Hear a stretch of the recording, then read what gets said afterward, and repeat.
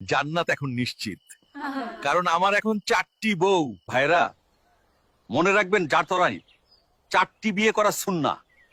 সামর্থ্য থাকলে 4টি বিয়ে করুন। শোনো, আজকে হাদিস শুনলাম মাতার 4টা বিয়ে করা সুন্নাহ। আমি 4টা বিয়ে করব ইনশাআল্লাহ। আমাকে আরো 3টি বিয়ে করে দাও, না হলে আমি ভাত খাবো না। ঠিক আছে, ঠিক আছে, আগামী কালই তোমার 4টি বিবাহের ব্যবস্থা করে দিচ্ছি।